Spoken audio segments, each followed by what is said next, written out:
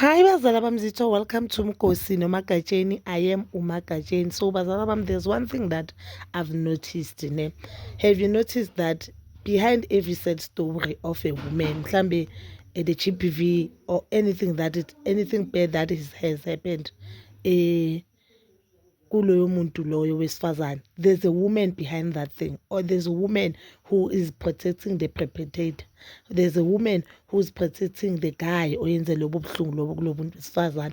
Whether it's a police station, uzothola umuntu makathi report i-case, uzothola umuntu wesifazane ongeke amsize, or emphakathini abantu besifazane they don't believe her, or the family members. But there's always umuntu makazophuma athi I've been raped, I need help, uzova nje lapho uzothi makathi azange athola usizo, umuntu osize umuntu lo omgrebhile ukuthi angaboshwa kusuke kuumuntu wesifazane. But we are the very same people esithi sifuna justice, we are the very same people esithi we want South Africa to be a better country, but we are the very same people. We are enabling the behavior of our perpetrators. We are enabling the behavior of abantu abatshontshe now. Manje everyone manje kungathiwa kuyatoyitoyela ukuthi abantu mhlawumbe umuntu abulala umuntu wesifazane kuthiwa sitoyitoyeni, kuzoba khona umunye umuntu wesifazane ozothi umenzeni. Then you ask yourself ukuthi siyofika nini phambili as ama-South African, siyofika nini phambili as abantu besifazane. So guys, there's a beautiful lady obuye KZN, was born and bred at KZN, uZethu. Guys, uZethu uthi she went ku-podcast ka-Justice, engathi Justify, if I'm not mistaken, the name of the podcast. Please guys go and watch the episode, the full episode. Mina I'll only put a clip here. Uthi usisi yena there's a group yase-KZN yama-rapper engathi bokuyi-WTF, if I'm not mistaken. One of the members wamgripha, wathi makaceda ukumgripha uBabes Wodumo, wathi makasaqala afuna usizo, uBabes Wodumo was the person omtshela ukuthi kungcono athathe imali. Then she was later offered imali ukuthi adropa ama-charges, open a case, then ukuthi avale azazadropa lawo ma-charges or avale leyo cases, because uBabes Wodumo wathi kuye makathathe the 70,000 bebamthembise yona bese adropa ama-charges. Okay, uthi wagcina avumile because yena bacabanga ukuthi uBabes Wodumo is the only person omthandayo, or the only person who has been there for yena. And back then uBabes Wodumo bekayi role model yakhe. The girl is very young, beautiful, and back then the story senzeke 2016. So uthi makusokuhlangana namalawyer uBabes Wodumo bamnika 20,000, babanika 20,000 cash. Kule 20,000 uBabes Wodumo bamnika 10,000, wathatha i-10,000 wayothenga la weave wajayiva ngayo ebovu leyana efika eyibunu yamawololo, yena wamthengela ibhobho. Uyambona nababona uBabes Wodumo ukuthi bakhohlakele kanjani. The very same Babes Wodumo besimila as i-country simlwele uMampintsha ambhukuza. So now I can see ukuthi uMampintsha wayembhukusela lokungcola kwakhe uBabes Wodumo. uMampintsha, guys, let me just put this clip, then I'll come back. bengibazi umaka Babes nobaba ka Babes, so kuthandaze that night. Bese ke uBabes athi, Zethu mfethu, it's not like we virgin, thatha imali. How much money would it take for you to let this go? Bese mina, because vele bengingafuni uyithatha imali, ngithi mina 2 million rand, because obviously ubazi ukunika 2 million rand. Bese athi Babes, hayi bo mfethu, thatha 70,000 rand. Kanti vele shuthi yena sekukhulunyiwe naye ukuthi malini sizomnika, wena ngihambise kuyena. And obviously she's the person like engihlezi nginaye. And at this point sengimove out nala ngihlala khona, sengihlala eSydney. Sydney is right opposite yena noMampintsha, so like I'm in close proximity every day. Nginaye, ngiphume esikoleni ngihlangane naye ekseni, uyena ongise esikoleni, uyena umuntu engihlezi nginaye. So she's just like, Zethu mfethu thatha imali, yabo. And I'm just like, ayingeke yabo, ayingeke ngikwazi ukuthatha imali. And she's like, it's not like ubuyivachini, yabo. So it drags on, kunama articles, kunama newspaper, iSowetan. So obviously pressure manje Babes ukuthi hayibo, things are getting out of hand. Why are you not handling this? Like, why are you not speaking to her to drop the charges? And at this time, she's the only person I'm talking to. I have that moment where I'm speaking to abantu ngedwa efonini, but proximity yami ngihlezi nje nginayo. The multiple articles that came out, so it's in, how did they get this information? Was it through this other journalist? It was through Umakhoba. Okay. Umakhoba was the first one to release the story. Then it broke out. Then it broke out like that. Okay. And Babes, Makhoba are best friends till to date. So for her, it was more of like, let me plug my friend. So, but then I think also it was just about, my friend's career, and all of that. And then now, after like probably like a month or like some time, yabo, she comes to me and she says, every day, Nginai, after school, before school, every day, she says to me, Umampintsha says, I can't hang out with you anymore if you don't drop the charges. And I'm like, what?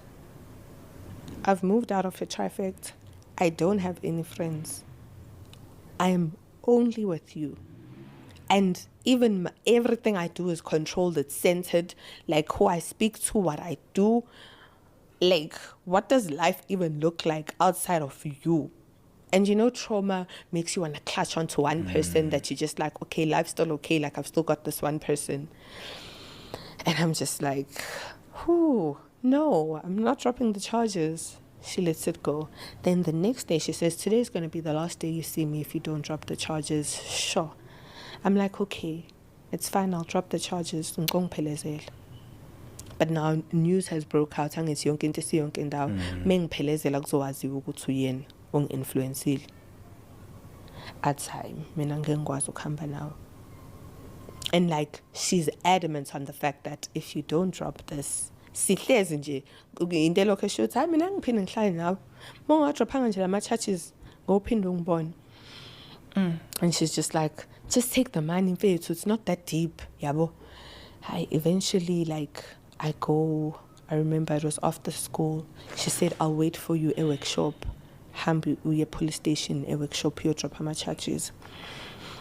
Ngifika lapha e-police station, mangifika ngisho ukuthi ngizodrop ama charges. Amaphoyisa are just like, You're playing with us. No, they're like, who's sending you to do this? Because you're not the one that's doing this. And like, in that moment, like, I can't even answer because like, ngithunyiwe, yabo. And they just like, khuluma mfethu kwenzakalani, yabo. Ay, ngilindiwe vele phandle, yabo. What pushed you? Were you scared of losing relationships? I didn't have anyone. I had already broken ships. And in that time, because I hadn't healed from my trauma, she was my only safe space. So I was... Guys, because of copyright, I can't post. I wish I could post the whole podcast, and I cannot post episode of Mimu. But guys, I'm urging you to go and watch the podcast so that you need to understand everything. It is so sad and so painful, guys. It's so sad because you didn't think as a woman, as someone who's very big, as someone big, then which is the late Mandla Mapumulo Umampintsha. They were not married yet, but the relationship was very public, and obviously abantu esibukela kubo, you know, mawuzocela usizo kumuntu obukela kuyo, expect ukuthi leyo muntu lo uzokusiza, hayi ukuthi leyo muntu lo uzobukisa ngayo emhlabeni. Cabanga uPepsi Duma, and you know what Pepsi Duma did yesterday? Pepsi Duma, the story, I think siqala ukuthanda kakhulu day before yesterday. Yesterday Pepsi Duma posted something like ukuthi uyalingwa. Cabanga, it is so sad, and I've noticed also South Africa, yabona nje ngosisi ufeyile abantu besifazana abaningi who are around here.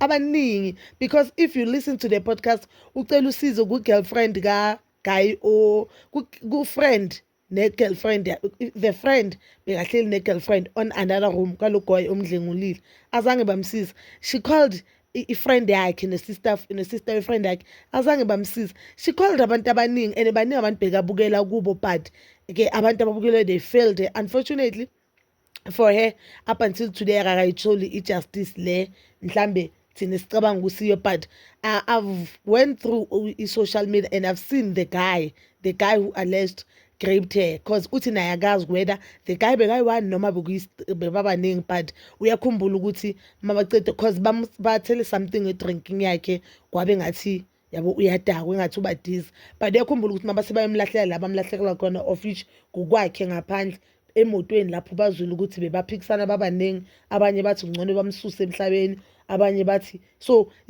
that shows ukuthi mhlambe there are chances akayenzanga ayi-1 lento lo mfana but what I love and it's the picture that I've put below guys, the picture of the guy now uyambona nje sekayiphara uyazibhemela uyaziphuzela uyinto nje engathini that is God for you and I am so happy ukuthi at least angaba angayitholanga justice ukuthi aboshwe and umbone nomntana bathi nenhliziyo kanjani enenhliziyo enhle kanjani uthi uyafisa ukuthi ubhuti lo aphole mina ngifisa ukuthi ubhuti aphole uright ubhuti so ubhuti makabe so impilo yakhe yonke ngoba there's no way ukuthi umuntu akuthathe njengomngani wakhe akuthathe njengobhuti wakhe bese wena ujike umdlengule mawuceda umdlengule uzomtshela ngalendlela angaziphethanga kahle ngakhona umlahlele nje lapho yabo ukuthi there's no way there is no way guys but Bazalam, that is all for now. Please don't forget to like, subscribe, share and hit that notification button.